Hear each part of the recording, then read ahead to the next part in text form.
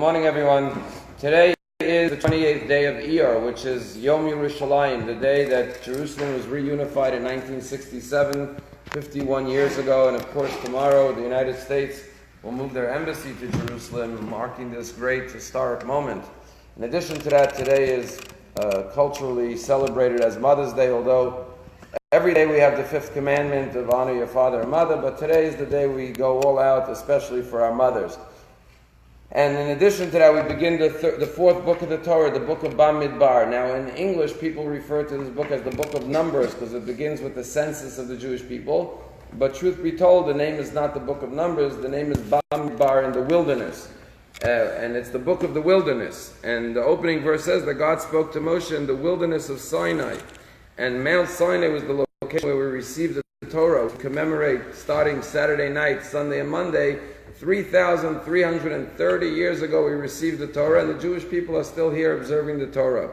The question is, rabbis use Mount Sinai metaphorically as the marriage of God and the Jewish people. God gave us the ketubah, the marriage contract, which is the Torah, and we've been in this relationship, in this union with God for over 3,000 years now, and it's like a husband and a wife. God is our groom, we are the bride. The mountain was the marriage canopy above our head. But the question is, when you plan a wedding, you plan it in the Hilton Hotel, in the Waldorf Astoria, at the Breakers. If you don't plan a wedding in a wilderness, why did God choose to give us the Torah in the wilderness, to have the chuppah, the marriage of God and the Jewish people in the wilderness? And I'd like to offer three answers. The first answer is that had God given it in a particular society, in a particular country or a city, it would be connected to a particular culture or environment. You see, the beauty of Torah is that it's timeless. All generations, all ages, all civilizations, the wisdom of the Torah and the holiness of the Torah transcends time and space. And therefore, by giving it in the wilderness, it was saying that the Torah is a guide for all time, for all mankind, no matter where you live, where you are.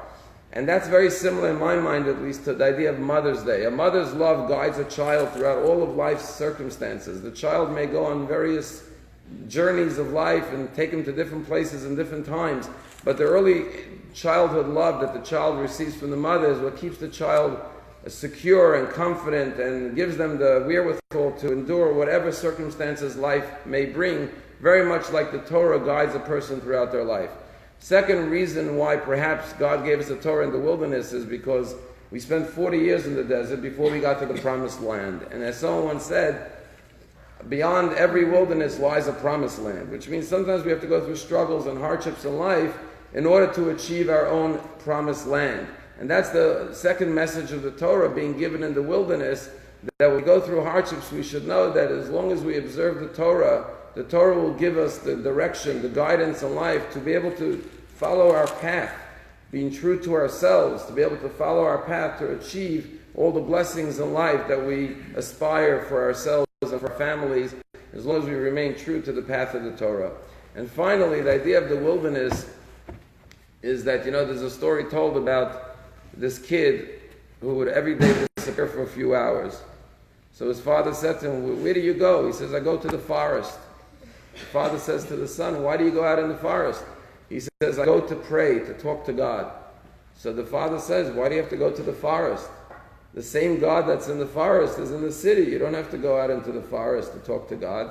And the kid says to his father, "I know that God is the same in the forest as in the city, but I'm not the same."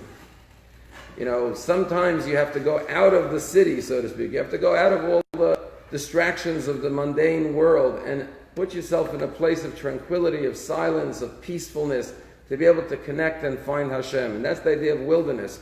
Doesn't mean literally you should go into the wilderness. It means that you should find time and space, whether it's coming into the synagogue or a place where you could meditate, where you could dig deeper and find your true calling and not just be distracted by all of the noise and all of the commotion and the constant pressures that are around us on a regular basis.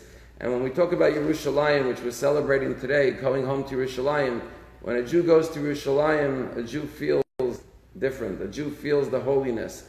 And by having Yerushalayim as the eternal capital of the Jewish people, it allows the Jewish people an opportunity to go home and to recharge themselves. And that's why Jews all over the world, as King David says, if I forget Yerushalayim, if I do not go up on the height of my joy, to always go to Yerushalayim. And when you meet people who go to Israel and go to Yerushalayim, they come back inspired, whether they go for family occasions. And this will provide an lasting, eternal source of rejuvenation, JEW, rejuvenation for the Jewish people as our eternal beacon of light for the Jewish people and ultimately for all of humanity.